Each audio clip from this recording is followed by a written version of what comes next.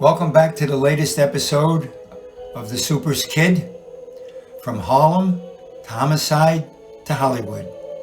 My name is Randy In Jurgensen. this episode here, I will be covering 1971.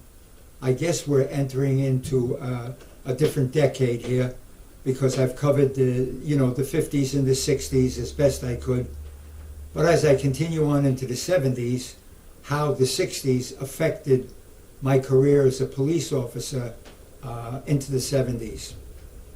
So let me recap just a little bit. In 1960, I was an undercover narcotic patrolman. I was not a detective. I worked that detail for about 18 months. Out of that came a case that was to be later called in a book written by Robin Moore, The French Connection. That case would turn into a movie in the 70s, which I'm going to speak about. While doing that case, I was called and sent further undercover to work on homosexuals who were being kidnapped, assaulted, and while working on that case for 6 months living in Greenwich Village, there was murder being committed. From that case would come a movie called Cruising with Al Pacino playing my part. So while doing that, and of course I'll speak about Cruising much later, and that too is the 70s. While doing that, I was sent undercover to tape a lewd and indecent act, and it was being performed by Lenny Bruce, who I,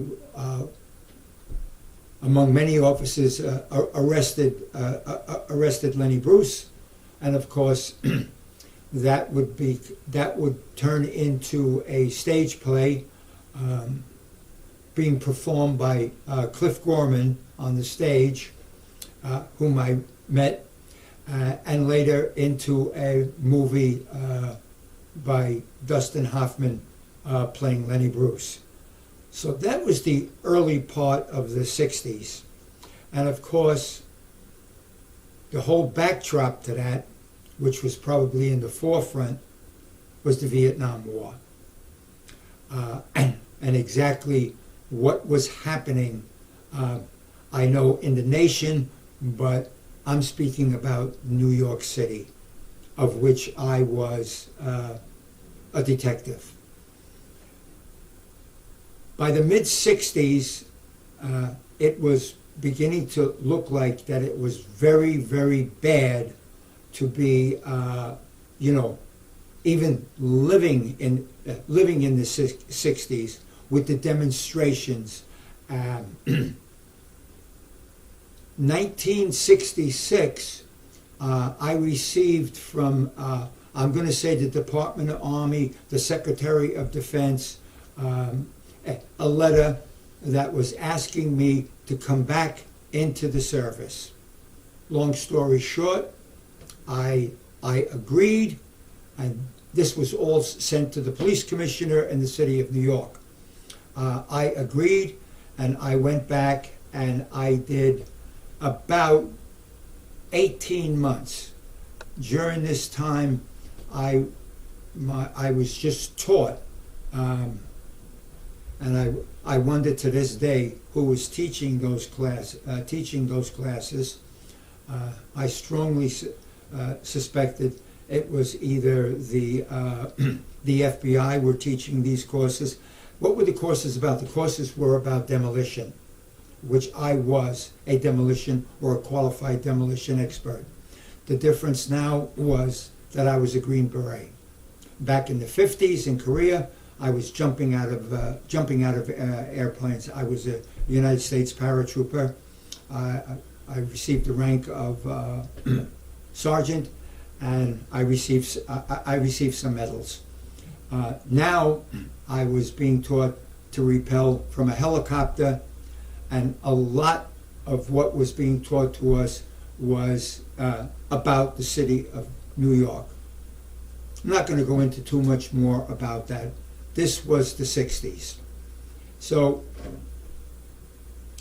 the police commissioner of the city of New York wrote to the United States Army, the Secretary of Defense, or whomever, that my services were now required back in the city of New York. Things had gotten so out of hand, so out of control. One of the biggest things was drugs. There were shootings on college campuses over the Vietnam War. Columbia University had a major riot in 1968. Draft cards were being burned. The American flag was being burned. People were being shot and killed in the city of New York. And yet we had a war raging that would eventually take 57,000 lives. So I returned back to the city of New York, and once again I was sent undercover, and I was working on some pretty, I will call them chic nightclubs. One of them was Arthur's. That was run by Sybil Burton Shepherd. She was Sybil. She was Richard Burton's wife. And what was happening, the mob from Brooklyn were shaking down these clubs. Strictly back then, we dealt in cash. These clubs dealt in cash. Not credit cards, it was strictly a cash business. And so they would come and they would take their fair share. One night while I was in Arthur's nightclub, they were on their way to this nightclub, two of them. I would later learn that they were soldiers, and they were on their way to the nightclub. They ran a red light, a uniformed cop, there's much more to this, but a uniformed cop by the name of Vareka saw them run the red light, commandeered a taxi, and followed them to the club. And so as they got out of their car and were walking towards the club, he got out of the taxi cab and went to call them over. It was about a red light. These two, one was wanted on a homicide investigation. There was a want on him for a homicide investigation. Push came to shove. The cop was shot. I ran outside. There was a shot or two exchanged. I got both of them. They were under arrest, and it was going to be a case for the electric chair, which had not been used in the city of New York probably in a decade. But this was 1968. All what was going on, crime through the roof. We were going to use the electric chair to solve all of those problems. And I won't go into this. I've gone into this. It was not a deterrent to crime. It was not a deterrent to crime. So to use it for that was a huge mistake. However, along the lines, after they were all arrested, after they were arraigned, $50,000 was placed on my head.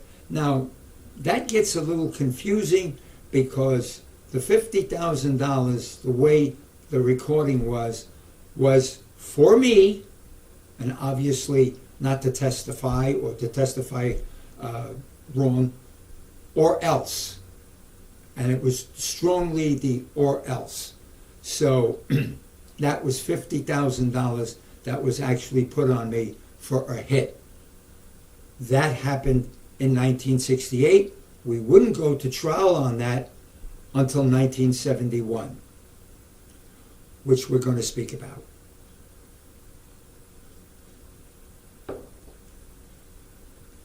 So, as the 60s came to an end with crime at an all-time high in the decade, with the loss of life in Vietnam at an all-time high, with the demonstrations that were going on throughout the country, Kent State, Columbia, students being shot and killed over the Vietnam War, the draft.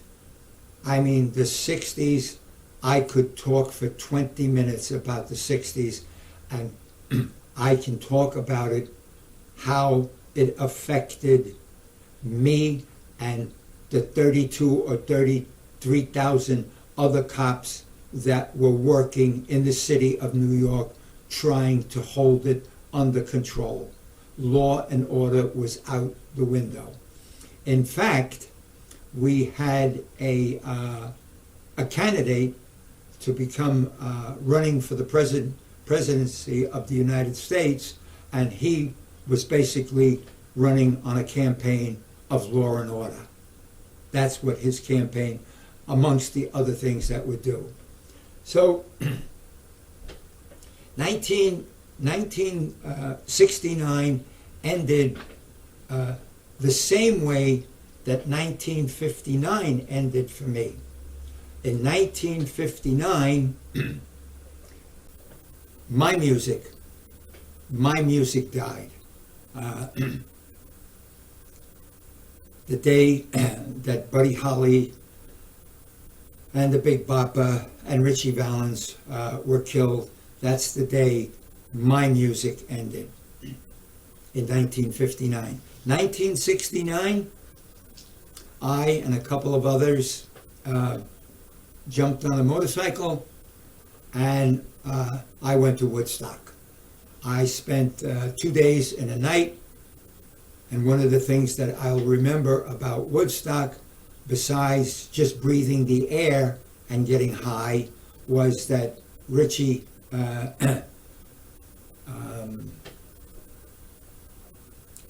help me out, guys. Jimi Hendrix. Jimi Hendrix was left-handed. So am I. And that was the end of 1969, and I went into 1970. 1970, the residual effect from the 60s played out in every part of me being a police officer. We were now looking at putting people into the electric chair. We were now out in the streets. There was no such thing as an orderly demonstration. Absolutely not. It was just chaos. The 70s inherited the 60s. And I was now a homicide detective, and I was working in Harlem. The homicide rate in the city of New York would climb to an average of 2,000 homicides a year. I worked in a precinct which was the smallest precinct in the city of New York, and we would average out 100 to 120 homicides a year. This was being handled by 25 detectives. So by the time the decade was over,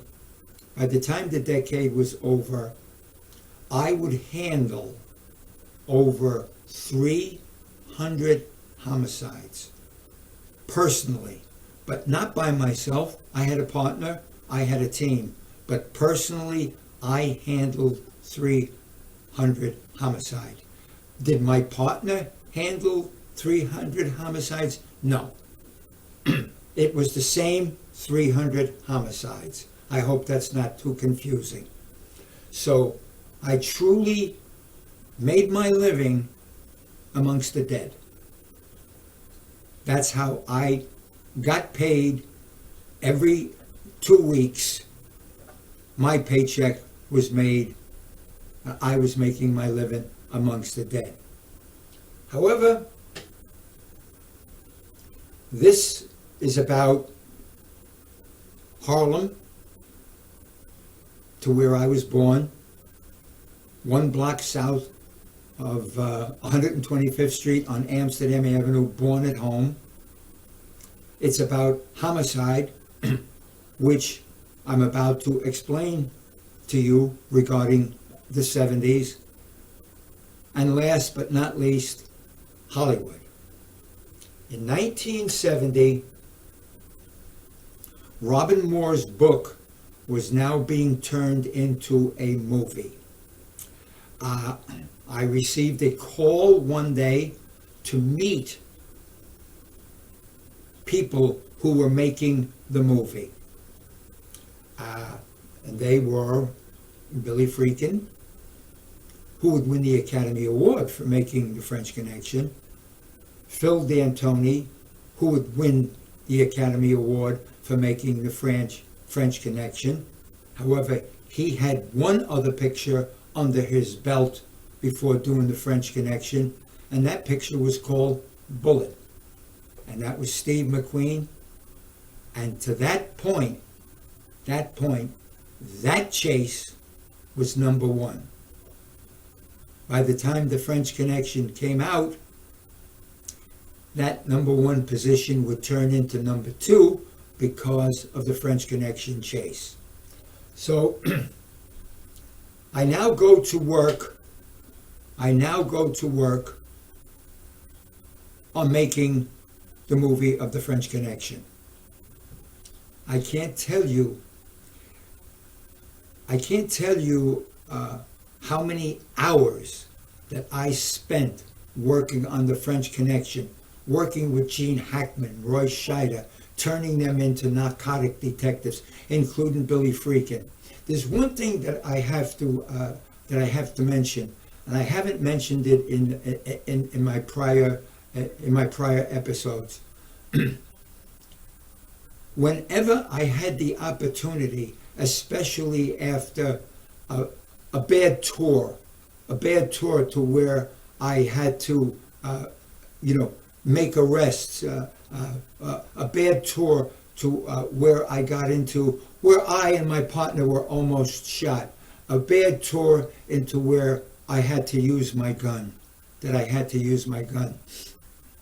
At the end of those tours, every opportunity, weather-wise, I would get on my motorcycle and I would drive down to Edison, New Jersey, and I was an active member of the Tri-State Skydiving Club, and if I worked all night, I would get on my motorcycle and I would go down to Edison, New Jersey, and I would skydive. I don't recall how many skydives I have. Nothing fancy, just jumping. The peace that I found, I mean, it would really put my head straight after what would happen as I would happen. I want to say this. As a homicide detective, I got a call, and of course I'm in the precinct. I got a call and it's, you answer the telephone, Jurgensen, homicide, and it would, downstairs in the precinct, they would say, you got one.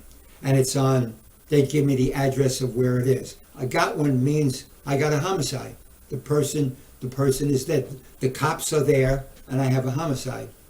So I went down on this particular one, and I got down to the location, and there was a uniformed sergeant, and he was coming down the stairs, and he made this sign. He held up 3 fingers. So to me, that meant I had three dead people. So I went up the stairs, and it was a somewhat abandoned building. The people that were in there were drug users, drug addicts. There were very few people that were in there. I mean, I think maybe even the electricity had been turned off. But it was almost an abandoned building. And there were several of them there. And as I went up the stairs, all I heard from the alleyways, probably from a boombox playing a tape or a record, was Dock at the Bay. All I heard was that record by Dock at the Bay. Otis Redding. And it was being performed by Otis Redding.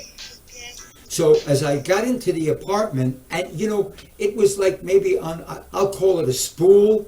It just kept playing. When it ended, it started over again. So, and it was loud. So as I got up there, there were 2 cops standing in the hall.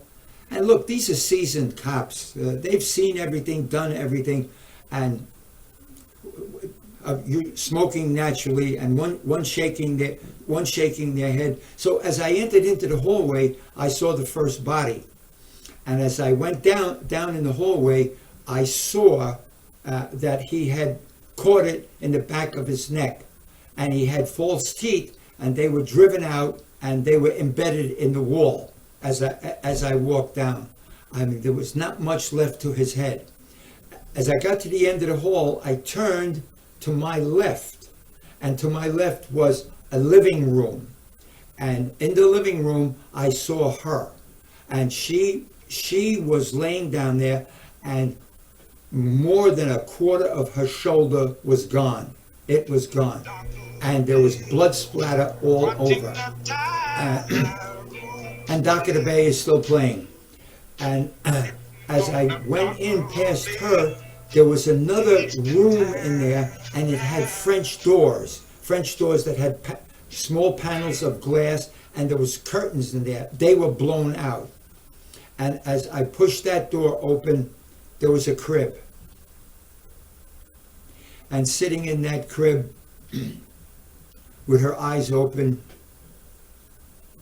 was a baby.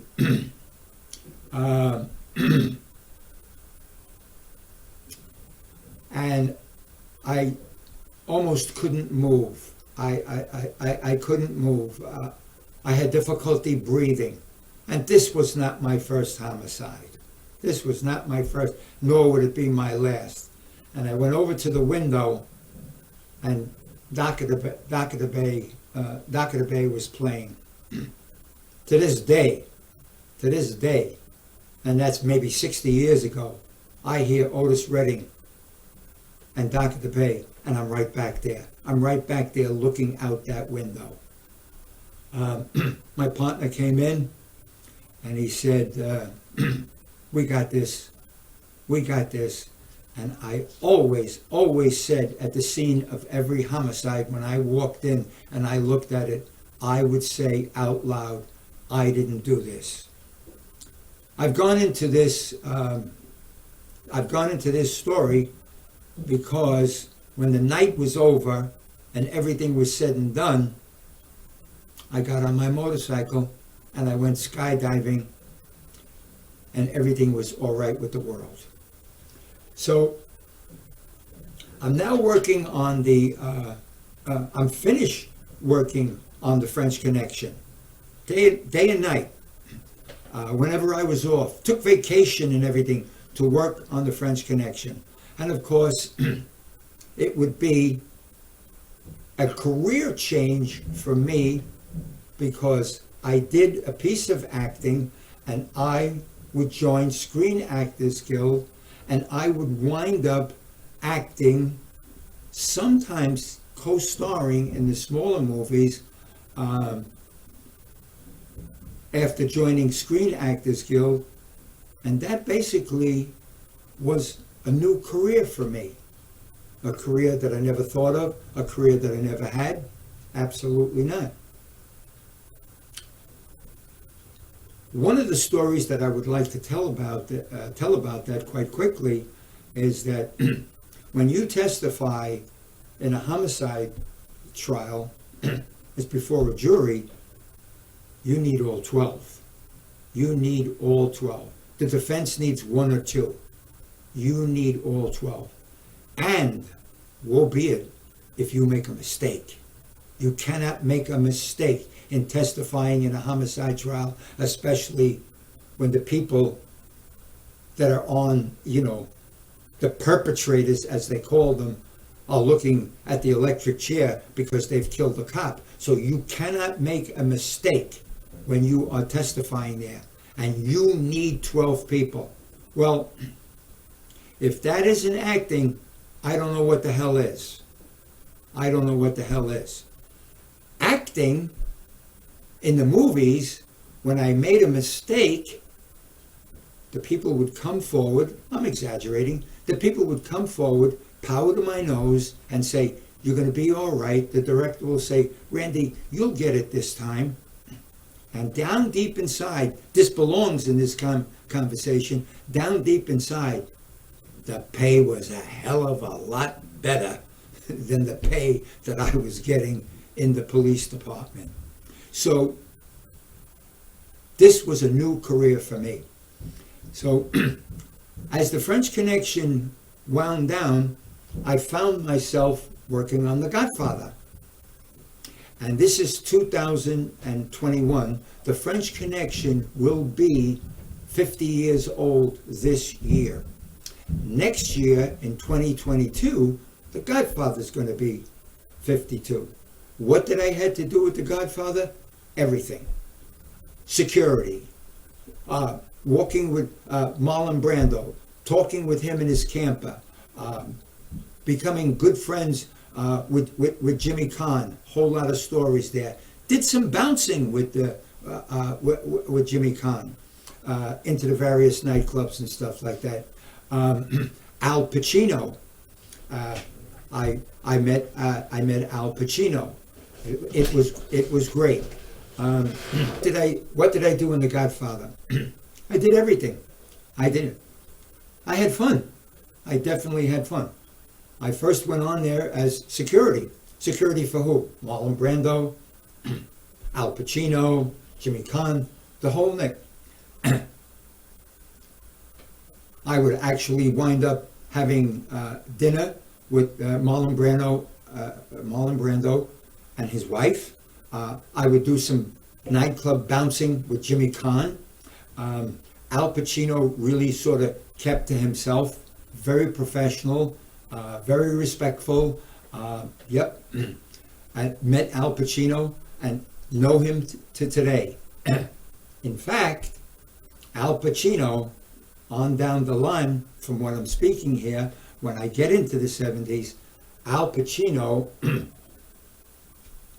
would act in a picture that from a case that I made in the 60s regarding homosexuals, which I've talked about in the past, and the picture would be called Cruising, and Al Pacino would loosely portray me when I was undercover doing that. So The Godfather was fun.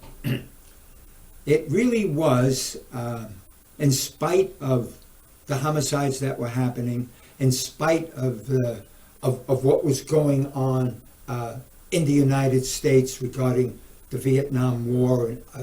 I've really gone into that. I was enjoying myself, and the people that I was hanging out with. Wow, it didn't get any better. It really didn't get any better than that. Gene Hackman, Roy Scheider, Marlon Brando. I'm name dropping, and I'm proud to be doing that. All that ended May 21st of 1971. May 21st of 1971, all along, all through the 60s and into the 70s, the public, especially the college students, people had given us names. We were called everything. I mean, the guys returning from Vietnam, and they were becoming cops. They were called baby killers. All kinds of names were being called. For the police, the favorite name in the 60s, we were pigs. We were called pigs. We retaliated by wearing shirts that said, P-I-G, pride, integrity, and guts. That's how we answered to them. But we were not popular, not at all in any way. I mean, it's a dirty job. It really is a dirty job. You're the one that knocks on the door and says, your 14-year-old son has overdosed. Can you come and look at the body? I mean, I could go on. You're the one that is invited in to storm into Columbia University and to quell what was going on there, the fires, the destruction. You're the one that has to do it. And it's not done by saying, please stop this. It's not done like that. You're the one that's out in the streets when the demonstrators are getting to the point where they're burning their draft cards, where they're overturning cars, you're the one that has to go in there and arrest them to do it. So the police, by the time we entered into the 70s, the police was the enemy. And especially when you put in Richard Nixon as the President of the United States, and it was black and white with Richard Nixon. There was no gray area, absolutely not. So, as they say, the fish stinks from the head on back. Well, I know he was not a popular president. So, May 21st, all what was being done against the police would be pale compared to what happened on May 21st of 1971. There was a group who's with no redeeming value whatsoever. None. In fact, their mission was to set up and kill police officers. And the name of that group was the BLA, the Black Liberation Army. And that was to set up and execute 2 New York City cops by the name of Piagentini and Jones. This would continue through the 70s up till 1973. 13 New York City police officers would be set up and executed. Piagentini and Jones, white and black. Foster and Laurie survived Vietnam. decorated Vietnam veterans to be killed in the city of New York. Foster, a sergeant, black. Rocco Laurie, Italian, white. Curry Benetti, Irish, Italian. They were all killed because they wore that magnificent blue uniform. So that was 1971. And the French Connection, I spent more time working on Piagentini and Jones. And that case, not in 1971 alone, would take me sometimes across country chasing these cop killers. St. Louis, Chicago, San Francisco. That all of that didn't take place in 1971, but that was my primary, along with the group that I was assigned to, was to catch cop killers. In the meantime, the movies continued. In October, two things really happened that really impacted or changed my career as a police officer and my career as an actor later on to become a producer, etc. In October the 8th, The French Connection was released, and it was nominated for 7 Academy Awards. It would win five of the Academy Awards. In October, I went to trial. At that time, the longest, most expensive trial that there was, and convicted the 2 soldiers from Brooklyn, and convicted them for the electric chair. The federal government would strike down that was inhumane, and they would strike down capital punishment per se. And so they never went to the electric chair. Instead, they were given 25 years to life. So 1971 ends with me entrenched in show business, if you will, in show business as an actor. As you know, I would go on to be accepted into a very prestigious organization called the DEA, the DGA, the Directors Guild of America.